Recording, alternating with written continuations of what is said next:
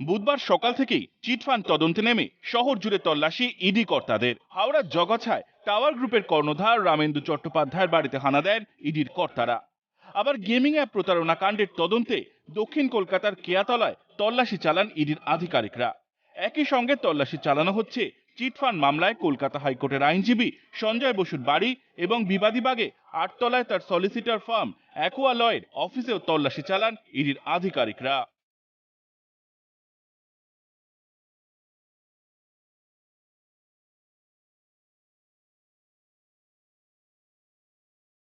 সূত্রের খবর, টাওয়ার গ্রুপের কর্ণধার রামেন্দু চট্টোপাধ্যায় বর্তমানে বন্দী রয়েছেন ওড়িশার জেলে।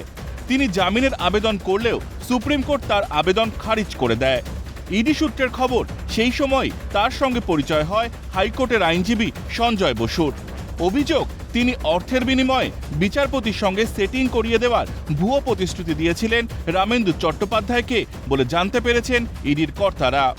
গোয়েন্দাদের দাবি, কোনো অভিযুক্তের হয়ে আইনজীবী জামিনের আবেদন করতেই পারেন, কিন্তু তার পরিবর্তে কোনো প্রভাবশালী সেটিং তত্ত্ব সামনে চলে এলে তাহলে তা আইনের বিষয় থাকছে না। এক্ষেত্রে সেই আইনি বিচ্যুতি ঘটেছে কিনা সেটাই তদন্তের র্যাডারে রয়েছে ইডির আধিকারিকদের। আরও অভিযোগ, পিনকন চিটফান্ড কোম্পানির থেকে 1 কোটি টাকাও ঢুকেছে শহরের একটি সলিসিটর ফার্মের অ্যাকাউন্টে। অভিযোগ, ওই সলিসিটর ফার্মের মাধ্যমে চিটফান্ড সংস্থার সঙ্গে শহরের প্রভাবশালী নেতা মন্ত্রীদের যোগাযোগ করিয়ে অনেক বৃহৎ করে তোলার পরিকল্পনা ছিল। ওই সলিসিটর ফার্মের বিপুল আয়ের উৎস কি তা জানার চেষ্টা করছেন ইডির আধিকারিকরা। আর সেই কারণেই শুধু প্রয়োজনীয় নির্দিষ্ট ব্যাংকের স্টেটমেন্টই নয়, তদন্তের জন্য প্রয়োজনীয় নথি খোঁজারও চেষ্টা চালিয়ে যাচ্ছেন ইডির আধিকারিকরা। প্রাক্তন পুলিশ কর্তা নজরুল ইসলামের কথায়, ব্যাংক স্টেটমেন্টের থেকেও আরো বেশি প্রয়োজনীয় তথ্য খুঁজে বার করতেই তল্লাশি ইডির আধিকারিকদের। আইনজীবীরাও কখনো আইনের ঊর্ধ্বে নয়। এটা তো খুব পরিষ্কার, চাইলে উনি যে স্টেটমেন্ট দিতেন ইডির লোকেরা দেখে নিতে পারত, কিন্তু বাড়িতে গিয়ে যখন তল্লাশি করছেন তো সেই স্টেটমেন্টের বাইরেও তারা কিছুটা আশা করেছেন, পাবেন কিনা সেটা আমি জানি না, নাহলে তাদের গিয়ে সার্চ করার দরকার ছিল।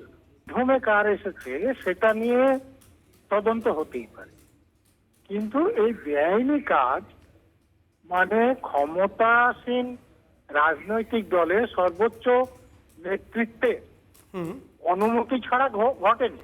অতএব তাদের কাছে অর্থটা পৌঁছেছে, কাদের মাধ্যমে পৌঁছেছে তার প্রমাণ তদন্তকারী সংস্থাকে জোগাড় করতে হবে। কিন্তু যখনই কোনো বেআইনি কাজ অনেকদিন ধরে চলছে, সেটা সর্বোচ্চ স্তরে অনুমোদন ছাড়া সম্ভব নয়। তার আরও দাবি, কোনো কোনো আইনজীবী দ্রুত বড়লোক হওয়ার চেষ্টায় অসৎ পথ অবলম্বন করে কালো টাকা উপার্জনের চেষ্টা করেন, সেটা তদন্ত করলেই বেরিয়ে পড়বে। আইনজীবীরা আইনের ব্যাপারটা বোঝেন এবং আইনের ফাঁক গলে কি করে বেরোনো যায় সেই পরামর্শ তারা দিতে পারে, এবং আইনজীবী হওয়ার ফলে বিভিন্ন মহলের সঙ্গে তাদের যোগাযোগ রাখে। অতএব কোনো অসৎ আইনজীবী এরকম করতে পারে। সব আইনজীবী খারাপ না, কিন্তু কোনো কোনো আইনজীবী এরকম অসৎ পথ অবলম্বন করতে পারে।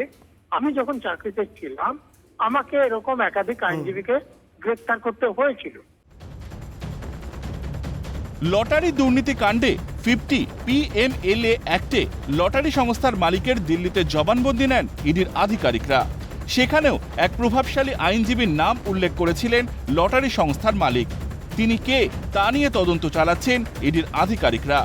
পাশাপাশি কয়লা পাচারের প্রভূত অর্থ বিভিন্ন করিডোর দিয়ে শহরের এক আইনজীবীর হাতেও এসে পৌঁছত। তিনি কে সেই খোঁজও চালাচ্ছেন ইডির গোয়েন্দারা। এই তথ্যের ভিত্তিতেই 2-4 করার চেষ্টা এনফোর্সমেন্ট ডিরেক্টরেটের অফিসারদের। সব মিলিয়ে কি উঠে আসে তাদের তদন্তে, এখন সেটাই দেখার। সত্যজিৎ মুখোপাধ্যায়ের এক্সক্লুসিভ রিপোর্ট, ক্যালকাটা নিউজ।